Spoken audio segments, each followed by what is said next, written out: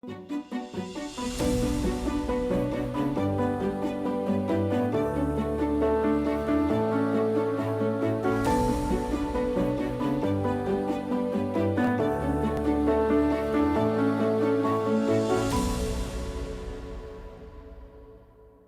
продолжаем наш цикл интервью, который посвящен победе в Отечественной войне народа Абхазии. Говорим с теми, кто участвовал в информационной и дипломатической работе во время войны. И в этом выпуске мы пообщаемся с доктором исторических наук Юрием Манчабадзе.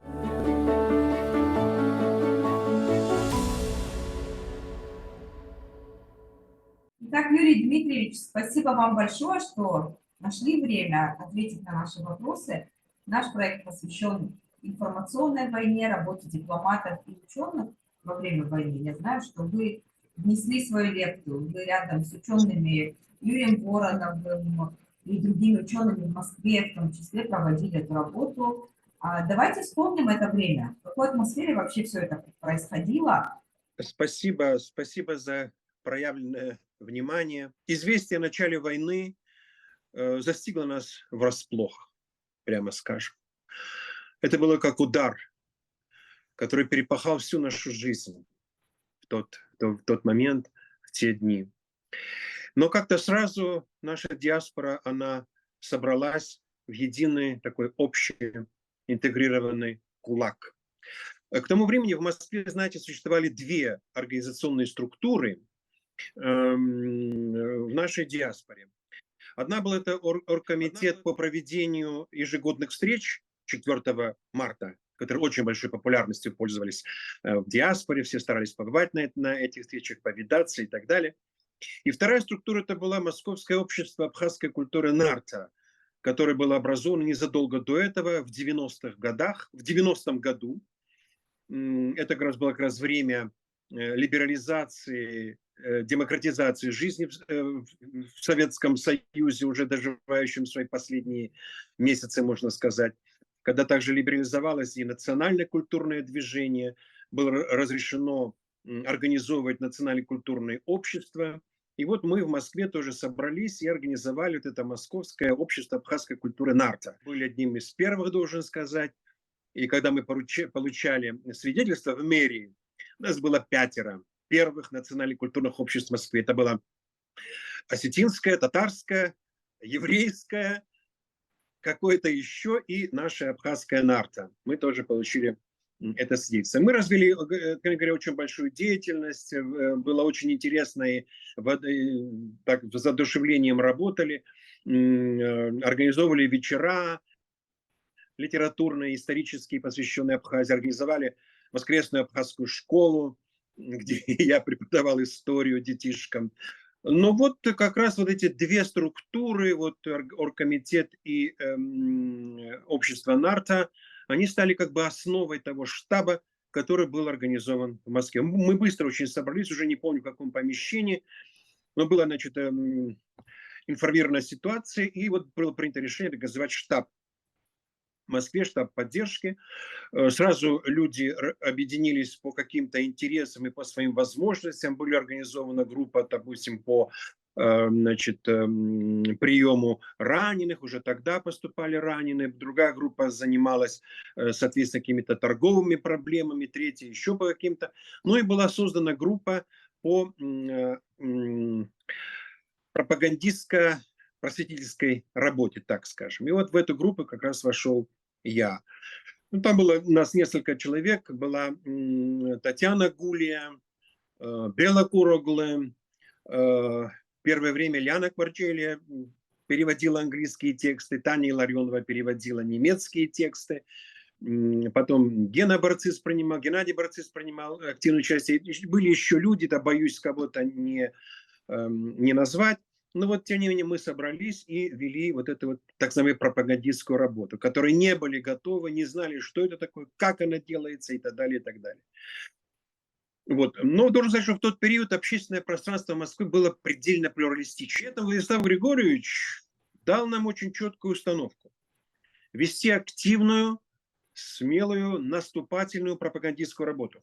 И просветительскую. Потому что многие не знали, что происходит в Абхазии, каковы истоки этой войны, этого конфликта. Ну, в частности, вот мне, да, довелось очень часто выступать на многих площадках тогда Москвы, самых разных, начиная от Союза мусульман России, была такая организация, до самых разных других площадках, вплоть до того, что даже в Союзе кинематографистов России. Кстати, это очень интересный эпизод. Видимо, к тому времени моя физиономия уже примелькалась, как-то меня знали, и вдруг раздался звонок. И женский голос, не представляясь, не называя своего имени, мне говорит: значит, завтра у нас в Союзе кинематографистов будет встреча с грузинскими деятелями кино. Если хотите, приезжайте, если хотите, выступите. И повесили трубку. Вот. Ну, конечно, я поехал и узнал, что, оказывается, в эти дни пропагандистское турне совершали Софико Чаурели, Эльдар Шенгелая и, в общем, некоторые другие грузинские кинематографисты, где вот говорили о том, что происходит, что вот, значит, спустились с гор, напали на цивилизованную Грузию, а вот мы, грузины, русские, мы должны объединяться. Ну, в общем, вот такая вот была, значит, это у них позиция. Ну и мне пришлось приехать, услышать вот эти все откровения от Софико Чаурели, от Эльдара Шенгелая. Потом выступала, значит, совершенно такая изломанная Маргарита Терехова, вот что нам делать, как нам помочь Грузии, что мы можем сделать. Ну и потом я воспользовался правом, выступил я, и, видимо, немного поменял сценарий, который там был у них, ну и так далее. В общем, вот такие были даже эпизоды.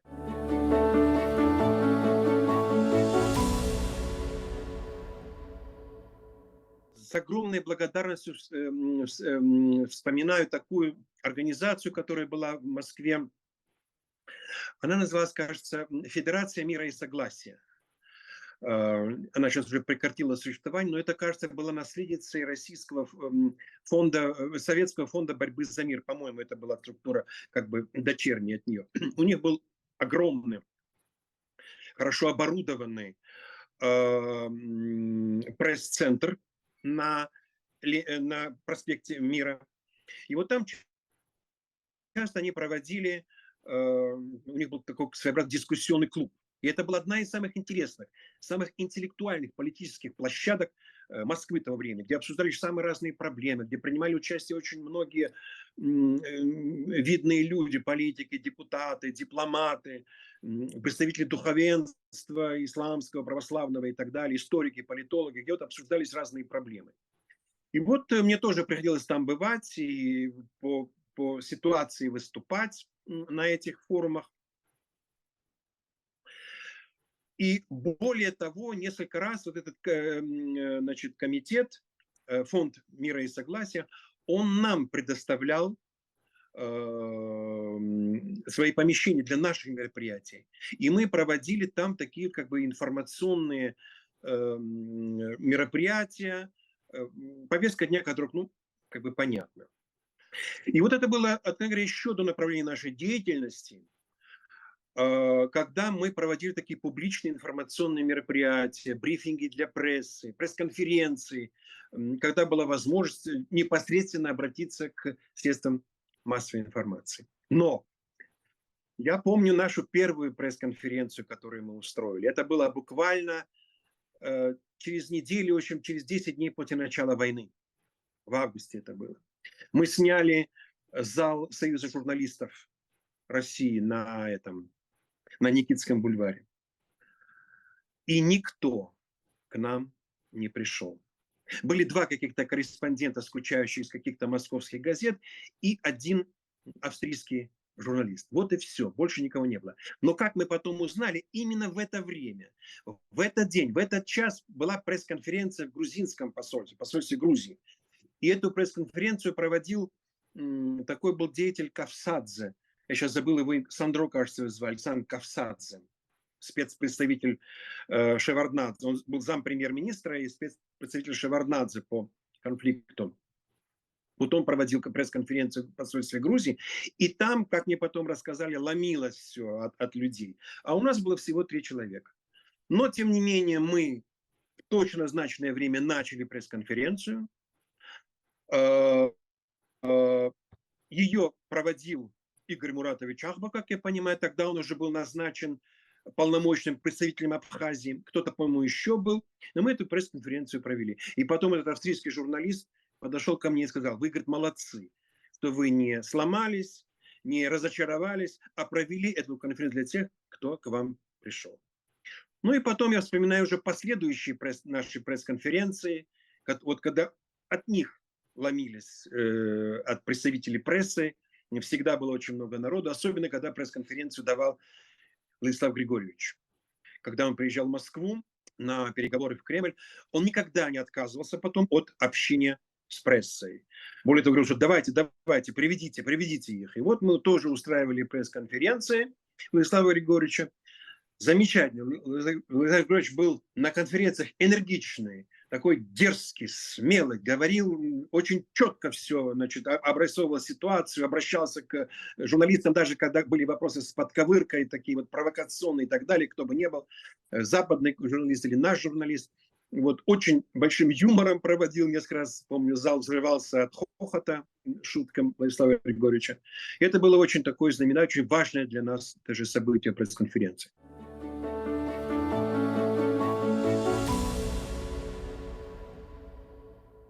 Вести пропагандистскую работу было очень непросто, потому что у нас был очень разношерстный адресат, прямо скажем. Уже в тот период в общественном мнении России довольно четко обозначились две политические, мировоззренческие, да, духовные, если хотите, крыла, которые очень формально, очень относительно, с большой натяжкой. Можно назвать одну там либеральную, демократическую, а другую с большой натяжкой называют патриотической.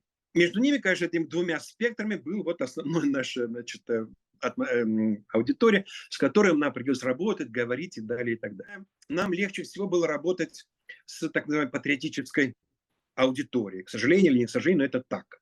Они нас больше понимали, они нам больше сочувствовали. Вот это расхожее мнение, что вот либералы, там, демократы, они антагонисты Абхазии, что они, значит, с ними никогда невозможно иметь дело, что они против нашей страны. Далее. Это тоже, откровенно говоря, не имеет под собой определенной почвы. Потому что у нас как-то часто забывается, что вот этот знаменитый тезис о малоимперскости, о малых империях, которые возникают на развалинах Советского Союза, этот тезис принадлежал Андрею Дмитриевичу Сахарову, лидеру демократического движения России.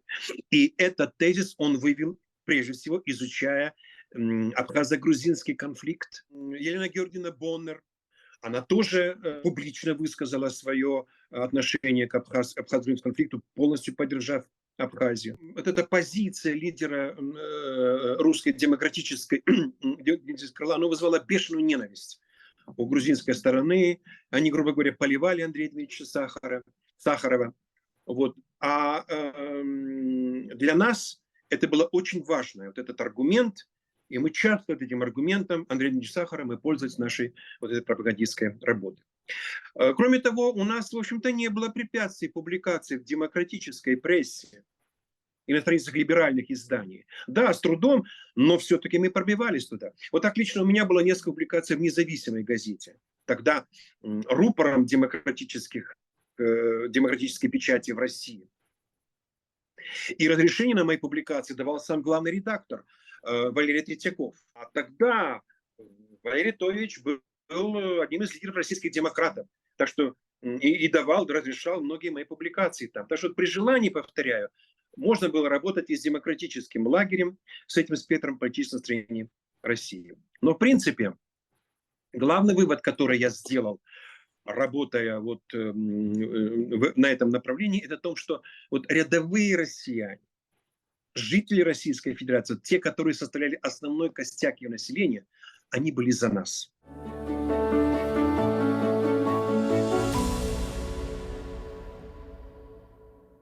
А когда перелом произошел, вы сказали, что первое время и на пресс-конференции не приходили журналисты. Понятно, что народ поддерживал этот основная масса Да. поддерживала. Ну, Это произошло постепенно, когда все-таки стали доходить сведения о том, что происходит в Абхазии, что идет кровавая война, жестокая война.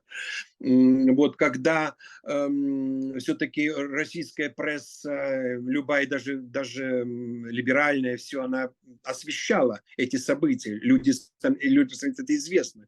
Меня порой раздражало вот это вот некоторый объективизм прессы, когда вот они писали вот то, что было, без всякого, допустим, такого какого-то эмоционального отношения. Но спасибо и на этом. И вот постепенно, когда стали появляться, что Абхазия не падет за 2-3 недели, что она будет сопротивляться, что война оттягивается, уже появился интерес и к абхазской стороне, к ее позиции, и люди стали к нам приходить, и наши пресс-конференции стали также пользоваться огромным успехом. И это для нас было радостно. Результаты агрессии уже известны мировому сообществу. Это сотни убитых, это целенаправленное разрушение абхазских сел, это преследование лиц абхазской национальности, это массовое нарушение прав человека, мародерство, грабежи, разрушение исторических памятников материальной и духовной культуры абхазского народа. Уже такое ощущение, что война в Абхазии у вас вышла из-под повиновения обеих сторон. И вот такое ощущение, что уже без вас, без властей это все происходит. Кому-то надо наживаться на этом деле, и, может быть, и с той, и с другой стороны. Кто-то самоутверждается. И фактически, если идет какая-то борьба сегодня на территории Абхазии, то я бы ее образно так представил бы себе, я ее так себе представляю. Когда входит посторонний предмет в организм человека, вы знаете, тут образуется нагноение. Белые кровяные шарики идут и погибают для того, чтобы вытолкать, образует это образование, для того, чтобы вытолкать этот чужеродный элемент из организма. Аналогичная ситуация сегодня идет, потому что с нашей стороны погибают лучшие люди, которые, как положено, во время всякой нормальной народной войны, они занимаются самопожертвованием.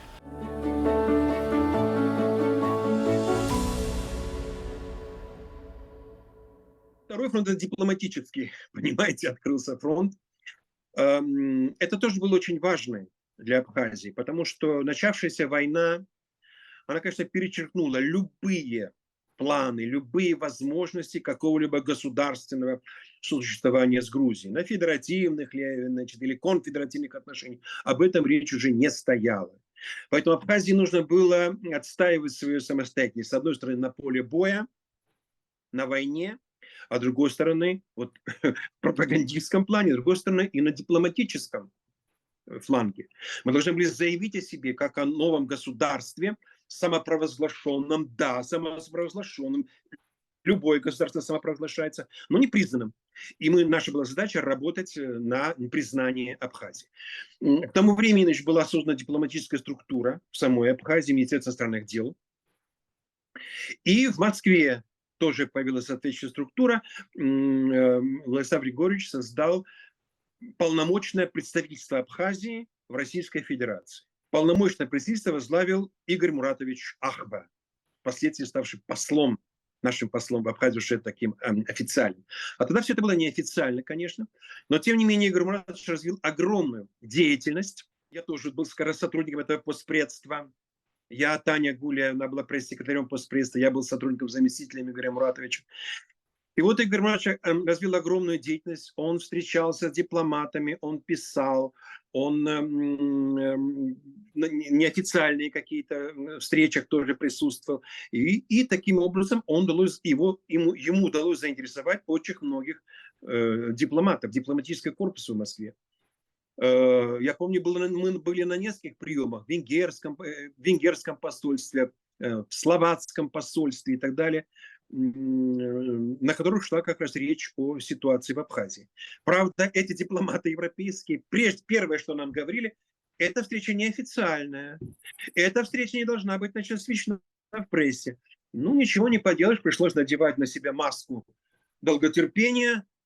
Хотя внутри мы кипели, конечно, но тем не менее приходилось выполнять эту работу. И Игорь Муратович, как дипломат, как руководитель абхазского представительства, он сыграл огромнейшую роль. Его просто выдающаяся была роль в этом процессе. Но и мне каким-то образом, простите, что я вспоминаю так много о себе, но вы как-то спросили о моей деятельности, мне тоже каким-то боком удалось присутствовать, поучаствовать вот в этом направлении работы. Дело в том, что где-то конце марта, в апреле, после вот этого трагического мартовского наступления, все-таки стало ясно, что на фронте установился паритет, что грузинам не удастся сломить абхазское сопротивление. Да, Абхазии пока не удавалось добиться ощутимых военных результатов, но тем не менее ясно было, что война затягивается. Это, видимо, уже окончательно не входило в планы грузинского руководства, и они решили начать переговоры о прекращении огня. Они передали эту просьбу Министерству иностранных дел России. Российское министерство, значит, обратилось к Владиславу Григорьевичу, видимо, выкручивало там руки: давайте встречаться с грузинами, давайте сядем за стол переговоров. И, наконец, Владислав Григорьевич сказал, что ну хорошо, раз так, давайте начнем подготовку, значит, переговоров. Пусть грузинская делегация приезжает. На что было отвечено: грузинская делегация уже в Москве. Тогда Владислав Григорьевич, значит, направил, говорит: давайте быстро, говорит, организуйте тоже абхазскую, говорит, делегацию на эти переговоры и узнайте, что они от нас хотят. И вот была организована абхазская дипломатическая, значит, миссия, делегация переговоров. Ее возглавлял Андрей Михайлович Джергения. Туда входил Игорь Муратович Чахва и я. И вот мы, значит, явились на это Министерство иностранных дел, на эти переговоры. А хотели они, как оказалось, не больше, ни много, как заключить соглашение о прекращении огня, зафиксировать ту ситуацию, которая сложилась на данном момент на фронте, и заморозить таким образом этот конфликт на неопределенное время. То есть надо было им отдать Самурзагальский район, Абжуйскую Абхазию, Сухумский район, и вот по Келасуре надо было, значит, провести эту границу, да, и вот чтобы там они закрепились навечно, а потом они набрались сил и шли бы дальше. Вполне понятно, что это было совершенно неприемлемое для нас предложение. И, естественно, Владислав Григорьевич сказал: никаких, говорит, соглашений, не подписывайте, говорит, никаких соглашений, провалите, говорит, эту затею, но сделайте так, чтобы это не было по вине абхазцев. Чтобы это было не мы отказались от мира, чтобы потом говорили, что да, вот абхазцы, а чтобы это было по грузинской стороне, они бы прервали переговоры. Ну, вот такая достаточно сложная, откровенно говоря, почти невыполнимая задача была поставлена перед нами. И вот мы трое явились на это заседание, на эти, значит, переговоры, которые были в Министерстве иностранных дел Российской Федерации на Смоленской площади. Видкая картина была несколько комичная. Конечно, огромный стол, длиннющий такой. По одной стороне многочисленная грузинская делегация, ее возглавлял Кавсадзе, вот этот самый Александр Кавсадзе возглавлял. Еще были какие-то грузинские представители, там сидели суровые. В составе этой делегации мы увидели некоторых знакомых сухумских лиц. В частности, там сидел Лорик Виссарионович Маршаня, потом исчез на какое-то время. Очень скоро его уже не было. Остальные оставались. И вот против вот этой вот огромной делегации грузинской трое человек, представителей Абхазии. И во главе стола Борис Николаевич Пастухов, замминистра иностранных дел, который курировал это мероприятие. И вот начались наши переговоры. Но самое главное, что грузины и русские были уверены, что на первом же заседании абхазская делегация будет сломлена. И будет подписан вот это самое соглашение. Уже якобы абхазы, да, вот они пережили мартовское наступление, трагедия была, все и так далее. И вот якобы они дезорганизованы, и они подпишут соглашение. Потому что в тот же день был организован банкет в загородном доме Министерства иностранных дел, но, увы, никакого подписания не состоялось, хотя все было точно, банкет все-таки якобы состоялся и так далее. Ну вот началось вот это вот, извините за грубое слово, бадание между нами и вот, грузинской делегацией. Мы заранее как-то просчитывали сценарий, кто что скажет, где кто когда вступит, и вот начали цепляться буквально к каждому слову. Каждый запятой. Начинали, а это не так, нет, вот так. И, да, то есть действительно мы старались затягивать эти переговоры, переливать из пустого в порожнее, чтобы, наконец, вывести из себя обеих, противоположную сторону и ведущего Бориса Пастухова. При этом я, откровенно говоря, наблюдая за Пастуховым, я обратил внимание, что по большому счету он был на нашей стороне. В принципе, он нам тайно симпатизировал.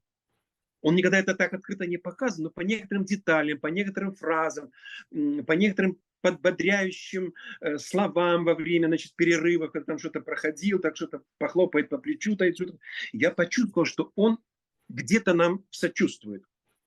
Но он был высокий ранг дипломатического чиновника, и он обязан был проводить козыревско-ельцинскую линию на подавление Абхазии, на всеобщую поддержку Грузии.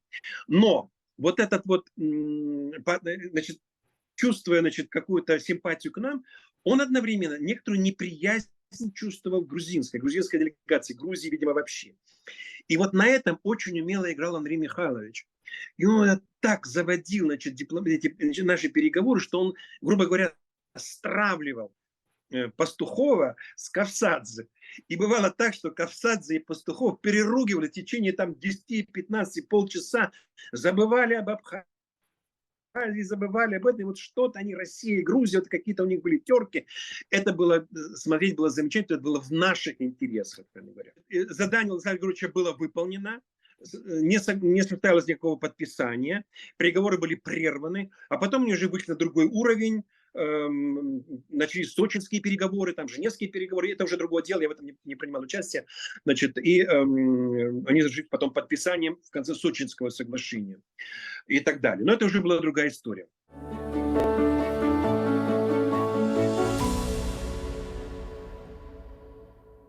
Третье, завершая, быстро очень скажу, это то, что мне довелось, значит, работать с товарищем по изданию газеты, в абхазской газеты в Москве. Я говорю, что у нас был уже опыт издания такого газетного листка, когда Нарта мы издавали. Но это был чисто листок, такой самодельный, самопальный, сделанный на коленке, при помощи этого принтера и так далее. Назывался Алашара, это газетенка, можно сказать. Ну, представьте, Александр Григорьевич был очень доволен. Когда он приезжал в Москву, мы показывали ему газету. О, говорит, какие молодцы, смотрите, какие молодцы. И показывал своим товарищам, друзьям по Верховному Совету и так далее. Вот смотрите наши, какие газеты делают и так далее. Хотя газета была, ну прямо говоря, смешная. Ну вот мы решили, что нам нужно, конечно, выпускать газету. И мы начали в Москве выпускать газету, которую назвали «Абхазский вестник». И товарищи поручили мне быть главным редактором этой газеты. Вот она, да. «Абхазский вестник». Мы его издавали, значит, в Москве. Выслало несколько номеров. Вот, ну, какая была у меня редакционная политика? Конечно, я прежде всего были освещения событий на фронте. Они были не новостными, конечно, но такой общий обзор ситуации, как происходят, значит, события на фронте и так далее. Страдания населения Абхазии под оккупацией и так далее. Беженцы, абхазские беженцы, да, которые мы поднимали проблему беженцев, что есть беженцы Абхазии. Другая наша линия была, это, значит, такая историческая наединение России и Абхазии, что, конечно, мы тоже всегда были вместе. Вот этот манифест Александра I, пресловутый, надоевший уже. Но, тем не менее, вот мы тоже это делали. Потом какие-то обзоры, значит, публикации и так далее. В общем, была такая редакционная политика. Вышло, значит, несколько номеров, мы его распространяли, привозили пачку в Совет Федерации, в Государственную Думу, в мэрию. Тогда было принято, что все вот эти вот газетенки, они свозились в эти органы. Но масса была там таких вот газет самопали. И мы тоже привозили «Абхазский вестник». Он довольно быстро расходился. Вот это тоже была очень для меня важная такая вот работа. Я очень много ее посвящал и очень горжусь, что эти номера все-таки «Абхазского вестника» вышли.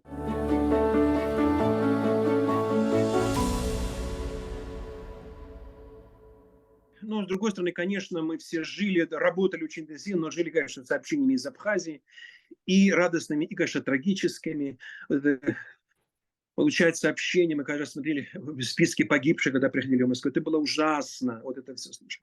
Ладская трагедия, потом мы готовили заявление по этому поводу. Мартовское наступление, январское выступление. Это были, конечно, очень тяжелые дни, но это еще нам давало работать на победу. А как завершилась война, тоже очень интересно. Последние дни. Вы знаете, последние дни были гастроли Абхазского театра в Москве. Привезли, Ачамбовский театр привез 2 спектакля «Махаз» и «Кёчинские перепалки». Валерий Кове ставил. Ну, уже были давно обговорено, эти гастроли не могли бы отменить. А это были последние дни сентября. И вот наши ребята, Абхазский театр, давали, значит, спектакли гастрольные в театре на Малой Бронной. А в это время в Абхазии шло наступление на Сухум, освобождали Сухум. И я помню, что после спектакля, после поклонов, после успехов, мы повезли их, значит, чтобы они поужинали, значит, в ресторан. И вот мы ехали, сели в автобус, ехали в полном молчании. У кого-то был транзистор, и мы слушали вот эти скудные сводки, которые приходили из Абхазии. Вот. Ну, а потом уже была победа, Аяйра, это была великая радость для нас. Но таким образом закончилась и наша работа нашего штаба в Москве. Он потом приобрел другие формы, другие функции и так далее. Но вот во время войны тот, который работал, он прекратил свое существование. Я надеюсь, выполнив свое историческое предназначение.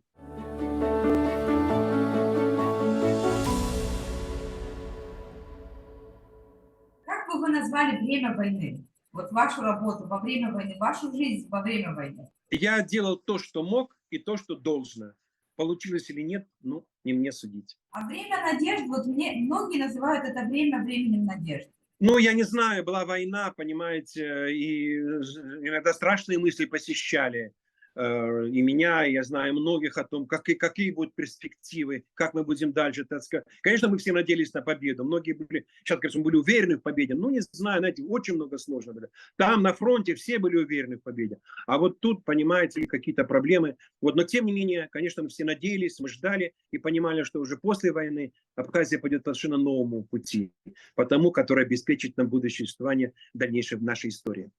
Спасибо вам большое, что поделились воспоминаниями. Спасибо. Спасибо за интерес.